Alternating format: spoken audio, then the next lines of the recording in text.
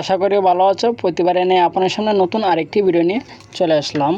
আজ দেখাবো যে নতুন শিক্ষাক্রমে সমন্বয়হীনতা এবং ষান্মাসিক মূল্যায়ন নিয়ে দোয়াশা। আপনারা যারা ক্লাস 6 থেকে যারা নবম শ্রেণী পর্যন্ত পড়েন, আপনাদের যে নতুন পাঠ্যক্রমে কিভাবে পরীক্ষা যে ষান্মাসিক মূল্যায়ন নিয়ে হবে তা নিয়ে কিন্তু দোয়াশা একটা নিউজ প্রকাশিত হয়েছে, ঠিক আছে।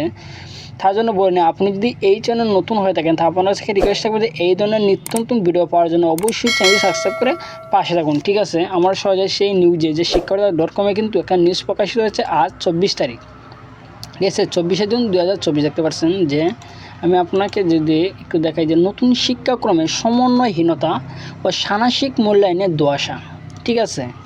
আসলে আপনাদের নতুন যে শিক্ষাক্রমের যে পরীক্ষা সিস্টেমটা একটা ইউনিক, ঠিক আছে। এর আগে কিন্তু আমরা যখন পরীক্ষা দিয়েছি এরকম কিন্তু ছিল না। আপনাদের নতুন পরীক্ষা সিস্টেমটা প্রায় 5 ঘন্টায় পরীক্ষা নেওয়া হবে, ঠিক আছে। এক নাগারে 5 ঘন্টা পরীক্ষা নেওয়া হবে।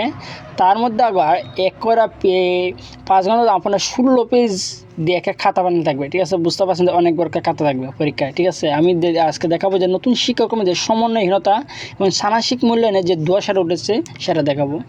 নিচে চলে যাই, তাহলে দেখতে পাচ্ছেন যে আগামী 3 জুলাই থেকে নতুন শিক্ষাক্রমে সারা দেশে ষষ্ঠ থেকে নবম শ্রেণীতে সামষ্টিক মূল্যায়ন শুরু হবে। নতুন শিক্ষাক্রমের আলোকে এই মূল্যায়ন কার্যক্রম চলবে। তবে এই মূল্যায়ন নিয়ে শিক্ষা মন্ত্রণালয়ের সংশ্লিষ্ট সংস্থাগুলোর মধ্যে যেমন সমন্বয়হীনতা রয়েছে, পাশাপাশি এই মূল্যায়ন নিয়ে দোয়াশার শিক্ষক ও শিক্ষার্থী এবং অভিভাবকরা, ঠিক আছে। 9 জুন এই পরীক্ষার সিলেবাস প্রকাশ করা হয়। আগামী 25 দিন পরে সিলেবাস প্রকাশ করা সম্পর্কে জানতে পারেন শিক্ষক এবং শিক্ষার্থী এবং অভিভাবকরা, ঠিক আছে। নতুন শিক্ষাক্রমের যে পরীক্ষাটা অনুষ্ঠিত হবে আপনাদেরকে 9 জুন কিন্তু পরীক্ষার যে সিলেবাস সেটা কিন্তু প্রকাশিত হয়েছে, ঠিক আছে। মাত্র 25 দিন আগে, পরীক্ষার 25 দিন আগে যদি সিলেবাস প্রকাশ পায় তাহলে আপনারা পড়বেন কীভাবে, পরীক্ষা দেবেন কীভাবে, ঠিক আছে। তাহলে তো অবশ্যই অভিভাবকরা একে সমন্বয়হীনতা ভুগবে এবং যে একে পরীক্ষা নিয়ে ষান্মাসিক মূল্যায়ন একটা দোয়াশা তো অবশ্যই উঠবে, ঠিক আছে। আমরা আরও জেনে নিই যে তবে এই মূল্যায়ন নিয়ে শিক্ষা মন্ত্রণালয়ের সংশ্লিষ্ট সংস্থাগুলোর মধ্যে যেমন সমন্বয়তা রয়েছে তেমনি পাশাপাশি এই মূল্যায়নের দোয়াশা আসে শিক্ষক, অর্থাৎ 12 জুন ছিল শেষ কর্মদিবস, ঠিক আছে। 9 জুন কিন্তু সিলেবাস প্রকাশিত হয়েছে 25 দিন আগে, ঠিক আছে।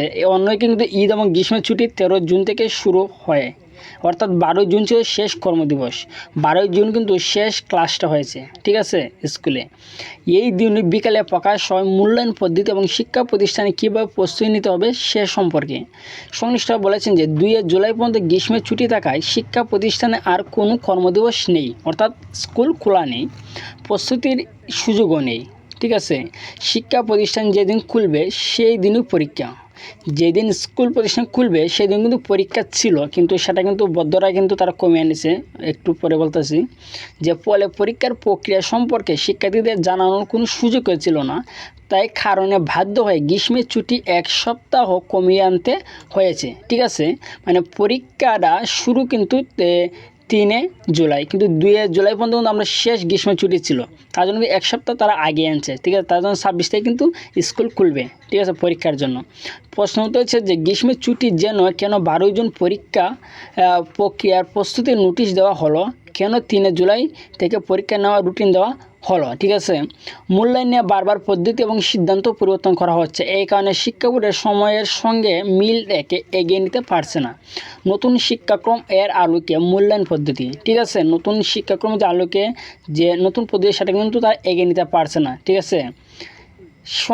শিক্ষা সংশ্লিষ্টরা বলছেন নতুন শিক্ষাক্রম ও মূল্যায়নের পদ্ধতি নিয়ে শিক্ষা প্রশাসনের বিভিন্ন দপ্তরের মধ্যে সমন্বয়হীনতার কারণে এমন হচ্ছে এবং এনসিটিবির সঙ্গে অন্যান্য সংস্থাগুলোর সমন্বয়হীনতা ছিল বলে মনে হয় সংশ্লিষ্টরা, ঠিক আছে।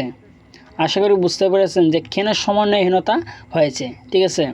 মূল্যায়নের যে কৌশলটা হবে, আপনার যেভাবে মূল্যায়নটা করবে, ঠিক আছে, আপনার যেভাবে মূল্যায়নটা হবে, যে মূল্যায়নের কৌশলের নির্দেশনা ছিল না। 3 জুলাই রুটিন প্রকাশ হবে 16 মে, যেখানে বলা হয়েছে 3 জুলাই থেকে 30 জুলাই পর্যন্ত সামষ্টিক মূল্যায়ন হবে। 10 দিনে এই পরীক্ষা অনুষ্ঠিত হবে।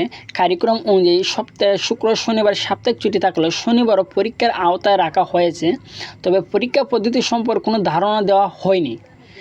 চলিত বর্ষ মাধ্যমিক স্তরে ষষ্ঠ থেকে নবম শ্রেণীতে নতুন শিক্ষাক্রমের আলোকে পাঠদান চলছে। পরীক্ষা মাত্র 25 দিন আগে কিন্তু সিলেবাস প্রকাশ হবে। যদি পরীক্ষার 25 দিন আগে সিলেবাস প্রকাশ করা হয় তারা প্রস্তুতি নেবে কবে? ঠিক আছে, এই নিয়ে কিন্তু অভিভাবকদের মধ্যে কিন্তু সমন্বয়হীনতা সৃষ্টি হচ্ছে।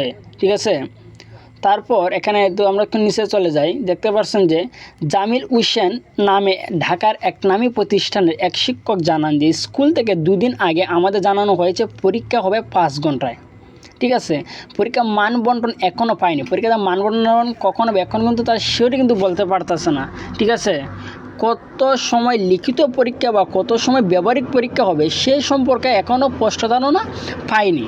ঠিক আছে, যে 5 ঘন্টা যে পরীক্ষাটা নেওয়া হবে সেটার মধ্যে ব্যবহারিক কত ঘন্টা এবং লিখিত পরীক্ষা কত ঘন্টা এটা কিন্তু এখনও তারা স্পষ্ট ধারণা পায়নি। লিখিত পরীক্ষার প্রশ্নের ধরন কী হবে সে সম্পর্কে কোনো ধারণা নেই। শিক্ষার্থী শুধু ফোন করে এই বিষয়ে আমাদের কাছে জানতে চায়। জাহিদ হোসেন নামে এক শিক্ষক বলেন, আমরা ঢাকায় থেকে পরীক্ষার প্রস্তুতি সম্পর্কে যতটা ধারণা পাচ্ছি বা না পেলেও দেরিতে পাচ্ছি। গ্রামে স্কুল নিশ্চয় আরও পিছিয়ে থাকবে। ঢাকা যদি এই ধরনের একটা নোটিশ পায় যে একটা ধারণা পায় দেরিতে, তাহলে গ্রামের স্কুল কী করবে? দেখতে পাচ্ছেন গ্রামের স্কুল নিশ্চয় আরও পিছিয়ে থাকবে। গ্রামের স্কুলগুলো বিবেচনা না এনে মূল্যায়ন কার্যক্রম পরিচালনা করলে তারা আর পিছিয়ে পড়বে। ঠিক আছে, আশা করি বুঝতে পেরেছেন যে নতুন শিক্ষাক্রম কেন সমন্বয়হীনতা সাংশিক মূল্যায়নে ধোঁয়াশা উঠেছে এই নিয়ে আজকে আলোচনা করলাম। ঠিক আছে, যদি ভিডিওটি ভালো লাগে অবশ্যই লাইক দেবেন। তারপর যদি বুঝতে অসুবিধা অবশ্যই আমাকে কমেন্ট বক্সে জানাবেন। আর এই ধরনের অল এডুকেশনাল নিউজ পাওয়ার জন্য অবশ্যই চ্যানেল সাবস্ক্রাইব করে পাশে থাকুন। ধন্যবাদ, দেখা হবে অন্য কোনো ভিডিওতে।